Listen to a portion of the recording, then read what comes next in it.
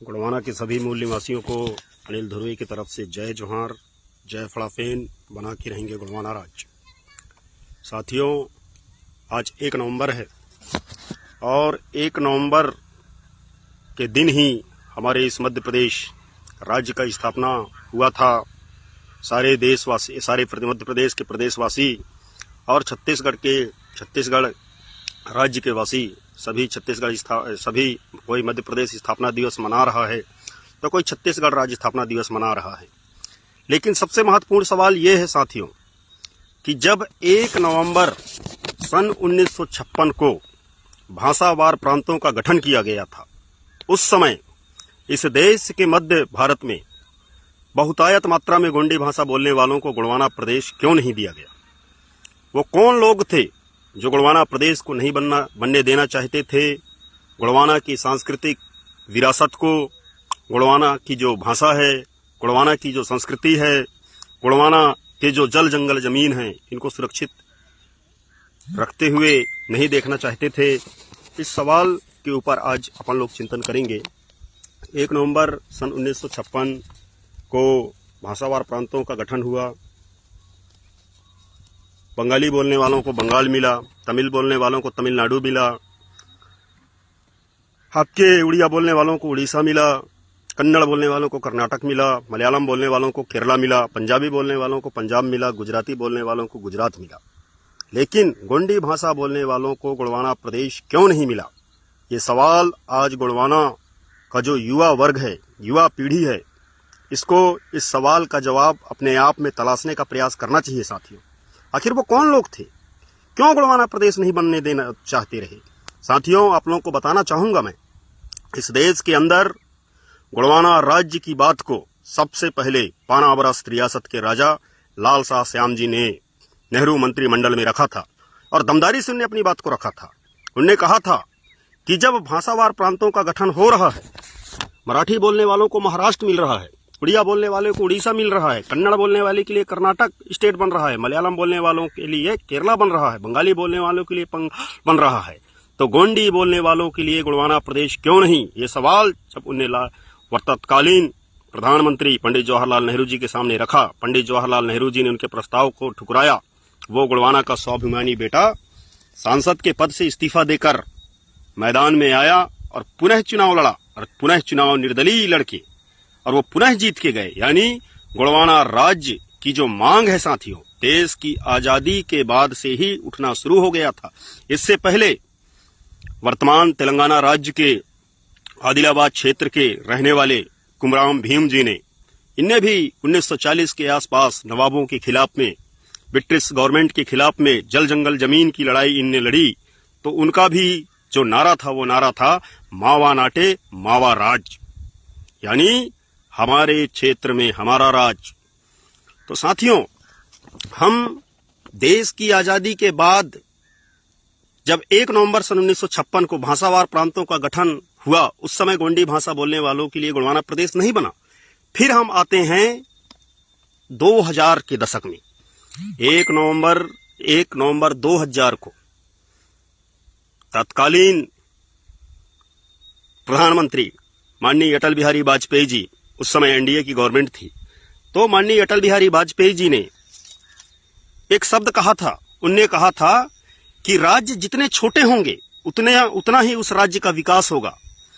इस विचार को मूर्त रूप देने के लिए उनने छत्तीसगढ़ से पृथक काट के, मध्य प्रदेश से पृथक काट के एक छत्तीसगढ़ राज्य बना, उत्तर प्रदेश से अलग एक उत्तरांचल राज्य बनाया गया और बिहार से अलग काट के एक झारखंड स्टेट बनाया गया। मैं आप लोगों को छत्तीसगढ़ राज्य के बारे में बताना चाहूंगा साथियों। छत्तीसगढ़ राज्य की लड़ाई किसी ने नहीं लड़ी है। छत्तीसगढ़ राज्य की लड़ाई किसी ने नहीं लड़ी। मात्र ये जो गुड़वाना राज्य की मांग लगातार गुड़वाना समग्र विकास क्रांति आंदोलन के माध्यम से यहाँ के राजनेता, यहाँ के साहित्यकार, यहाँ के संस्कृतिकर्मी, यहाँ के युवा वर्ग के लोग जब लगातार गुड़वाना राज्य की बात को उठाने लगे, तो तत्कालीन अटल बिहारी वाजपेयी की सरकार ने मध्य प्रदेश को काट के पृथक छत्तीसगढ़ राज्य बना दिया। यही स्थिति 1 नवंबर 1956 से पहले भी था।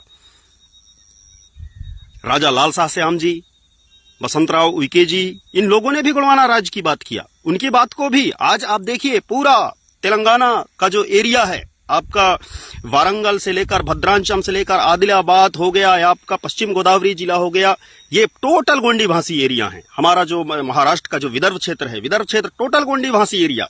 यानी गोंडवाना के जो लोग थे, गोंडवाना की जो संस्कृति रही, गोंडवाना में रहने वाले जो लोग थे, इन लोगों को कम से कम 4 से 5 भागों में डिवाइड किया गया। एक, कुछ लोगों को महाराष्ट्र में, कुछ लोगों को तेलंगाना में, कुछ लोगों को मध्य प्रदेश में, कुछ लोगों को छत्तीसगढ़ में, कुछ लोगों को उड़ीसा में, कुछ लोगों को आपके उत्तर प्रदेश में, ये बांट के रखा गया। तो ये सबसे बड़ा सवाल है कि आखिर ये गोंडवाना राज्य क्यों नहीं बना? वो कौन षड्यंत्रकारी लोग थे जो गोंडवाना राज्य को नहीं बनने देना चाहते, या गोंडवाना राज्य के बन जाने से, या गोंडवाना राज्य के बन जाने से गोंडवाना के जो मूल निवासी हैं, इन मूल निवासियों का जो स्वाभिमान जगेगा, इनके स्वाभिमान के जाग जाने से किनको नुकसान है? वो कौन लोग हैं? इतिहास में छिपे हुए इस रहस्य का जब तक हम लोग पर्दाफाश नहीं करेंगे साथियों, तब तक गोंडवाना राज्य का जो सपना है, ये सपना साकार नहीं होगा। ये आज गोंडवाना गणतंत्र पार्टी के माध्यम से, गोंडवाना गणतंत्र पार्टी युवा मोर्चा के माध्यम से मैंने 1 अगस्त 2021 को गोंडवाना के युवाओं के साथ में मिलकर मध्य प्रदेश के मंडला जिला, जो गोंडवाना की सांस्कृतिक राजधानी है, वहां से हम 9 दिन तक गोंडवाना राज संकल्प यात्रा को लेकर निकले और देखे। फिर उसकी पुनरावृत्ति 2022 में हमने फिर किया।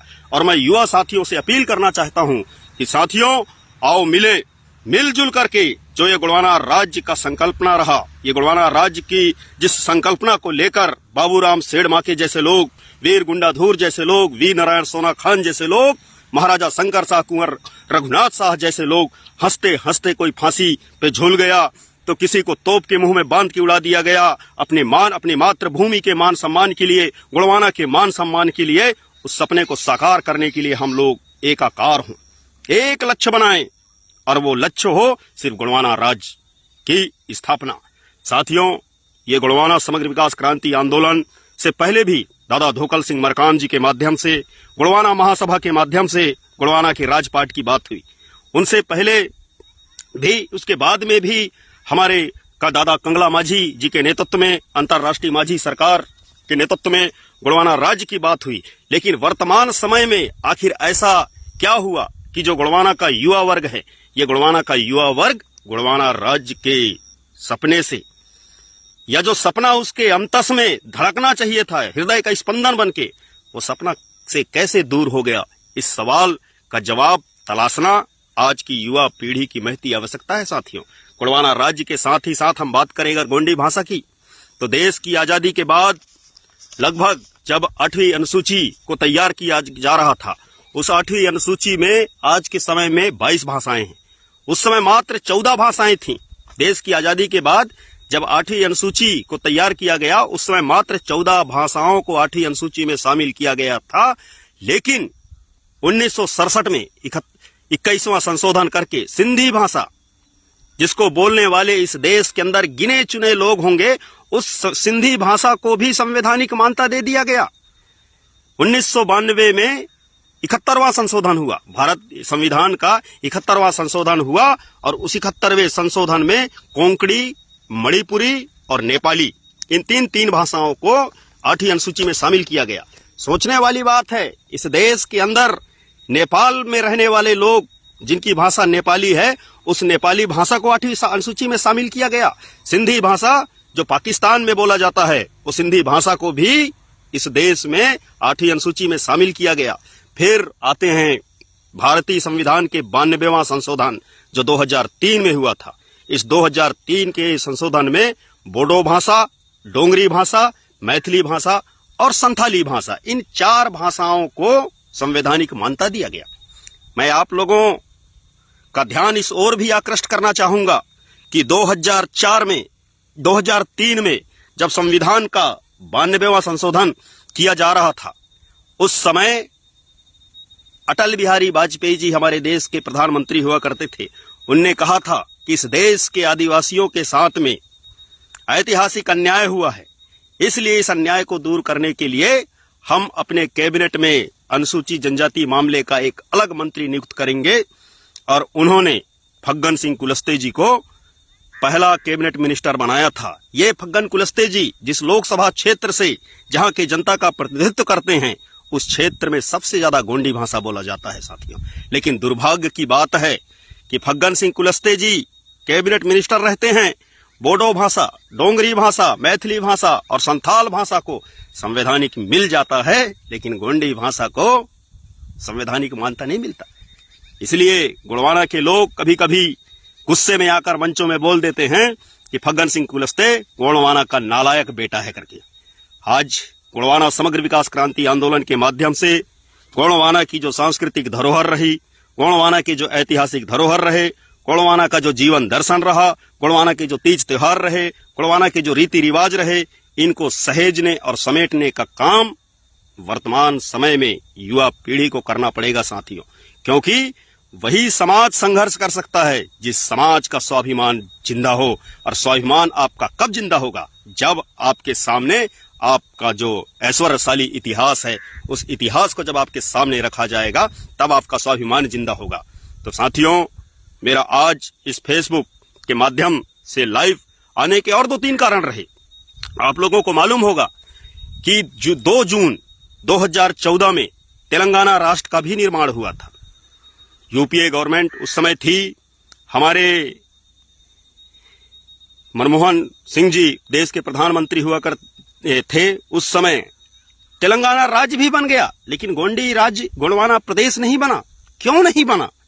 शायद जो गोंडवाना के मूल निवासी हैं, ये मूल निवासियों को शायद मांगते ना बन रहा हो, या हमारे मांगने का तौर तरीका गलत हो।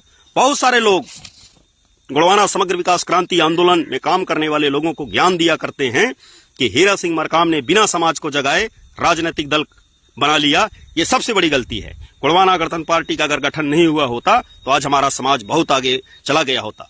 उन साथियों को मैं बताना चाहूंगा कि साथियों, शायद आपको इतिहास का ज्ञान नहीं है। आज इस देश के अंदर और इस प्रदेश के अंदर भारतीय जनता पार्टी और राष्ट्रीय स्वयंसेवक भारतीय जनता पार्टी और कांग्रेस पार्टी ये शासन नहीं कर रहे हैं। यहाँ पे शासन कर रही है राष्ट्रीय स्वयंसेवक संघ। और राष्ट्रीय स्वयंसेवक का जन्म सन 1925 में हुआ था। उससे पहले ही आदिवासियों के सामाजिक संगठन बन गए थे। आप लोगों का ध्यान आकृष्ट करना चाहूंगा मैं कि सन 1916 में ही आदिवासी महासभा इस देश के अंदर कार्य करना चालू कर दी थी। राष्ट्रीय स्वयंसेवक संघ और उसके द्वारा बनाए हुए राजनीतिक दल सन 1910 में ही फुल फ्रेम में आकर राजनीति कर रहे हैं। लेकिन देश की आजादी के बाद से ही 1952 में हमारे पुरखा जयपाल सिंह मुंडा जी ने 32 विधानसभा सीट जीत करके विपक्ष के नेता हुआ करते थे। कौन? डॉक्टर जयपाल सिंह मुंडा। ये सन 1952 की बात कर रहा हूं।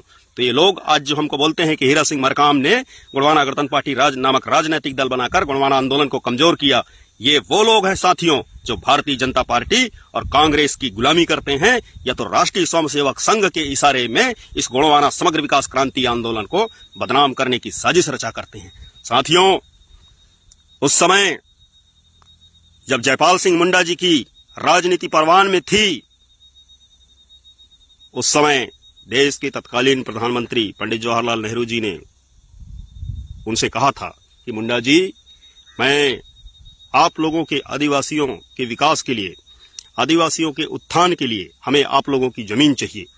उस समय जयपाल सिंह मुंडा जी ने उड़ीसा राज्य में हीरा कुंड बांध परियोजना के लिए वहां के जो मूल निवासी समुदाय के लोग थे, आदिवासी समुदाय के लोग थे, उनके सामने जाकर उन्हें रिक्वेस्ट किया, प्रार्थना किया कि ये देश के विकास के लिए आप लोगों को अपने जल जंगल जमीन का थोड़ा सा हिस्सा इस भारत सरकार को देना पड़ेगा करके।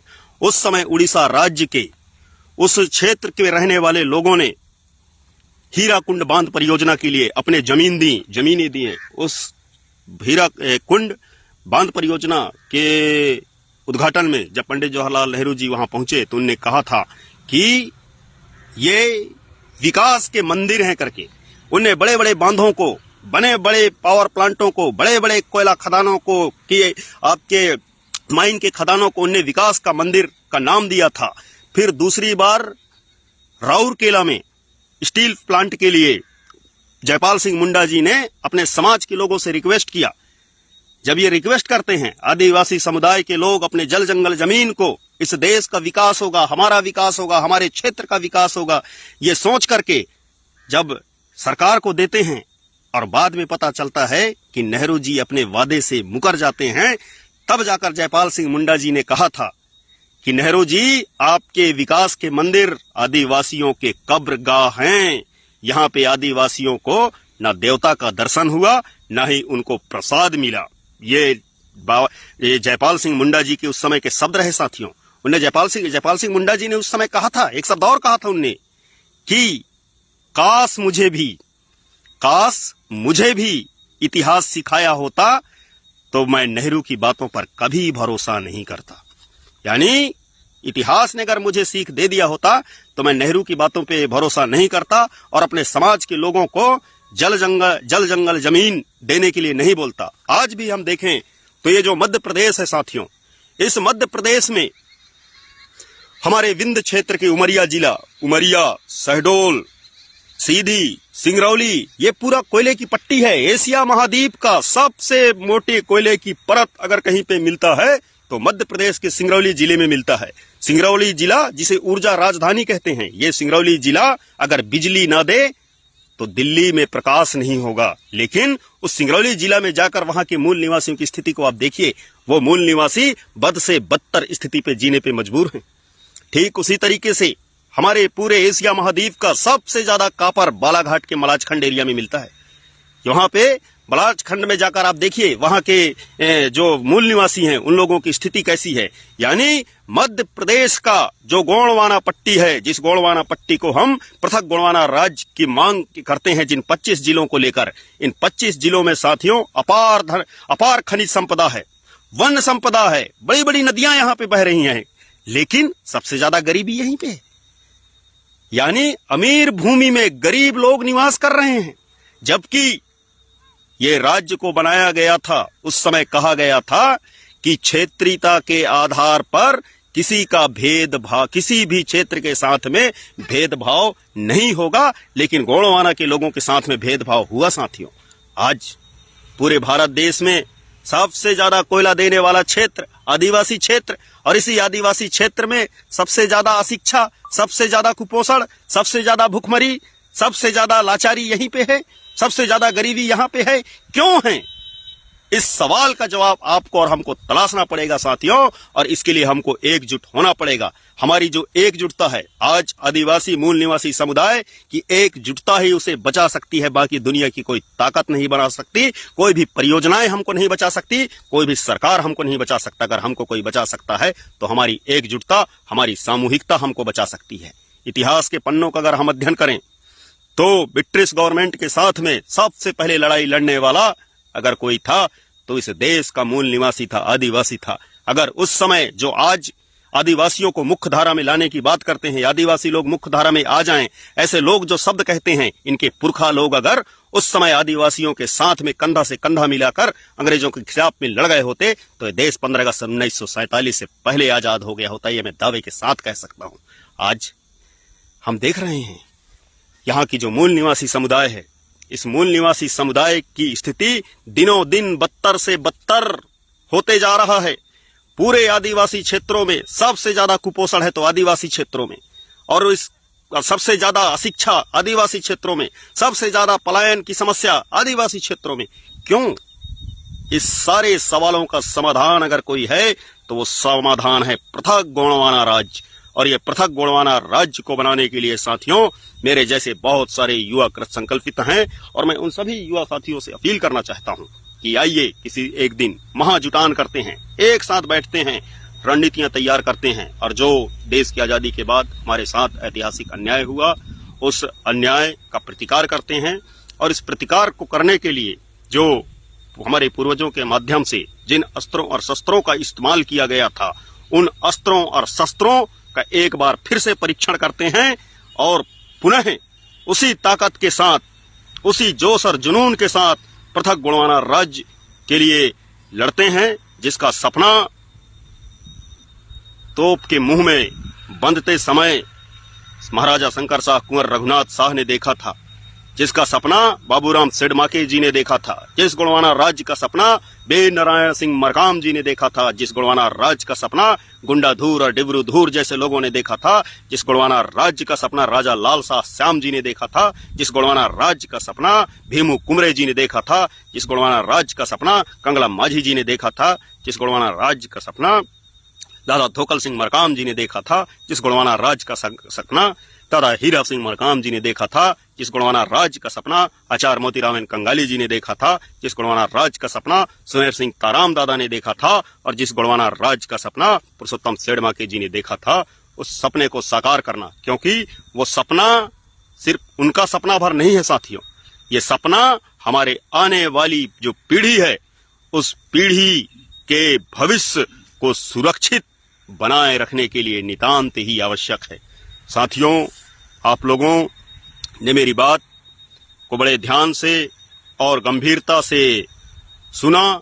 मैं आप लोगों से गुजारिश करना चाहता हूं कि पृथक गोंडवाना राज्य के लिए, गोंडवाना राज्य को बनाने के लिए, गोंडवाना गणतंत्र पार्टी के लिए या गोंडवाना समग्र विकास क्रांति आंदोलन के लिए आप लोगों के पास में जो भी सुझाव हो, आप बेझिझक मेरे पास में भेजिए।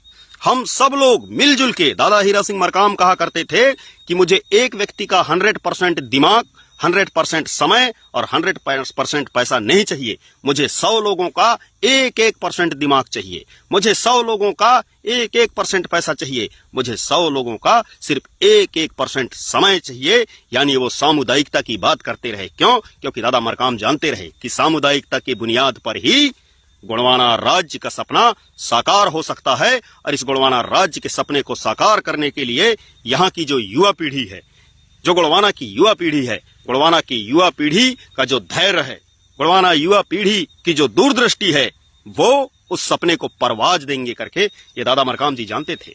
तो साथियों, मैं अपनी बातों को यहीं पे विराम दूंगा, और विराम देने से पहले मैं आप लोगों से फिर गुजारिश करना चाहूंगा कि आप चाहे किसी भी सामाजिक संगठन के लिए काम कर रहे हो, किसी भी धार्मिक संगठन के लिए काम कर रहे हो, किसी भी सांस्कृतिक संगठन के लिए काम कर रहे हो, किसी भी राजनीतिक संगठन के लिए काम कर रहे हो, अगर आपके आने वाले पीढ़ी का भविष्य सुरक्षित रह सकता है तो उसके लिए आपको एक राजनीतिक ताकत बनना पड़ेगा और गोंडवाना राज्य के सपने को साकार करना पड़ेगा। और इस सपने को साकार करने के लिए आपके पास में जो भी सलाह हो, जो भी सुझाव हो, वो अनिल ध्रुवे यानी मेरे पास में आप बेझिझक भेजिए, अपना मोबाइल नंबर दीजिए, मैं आपसे बात करूंगा। इसी के साथ आप सभी लोगों को जय सेवा, जय फड़ाफेन, जय गोंडवाना।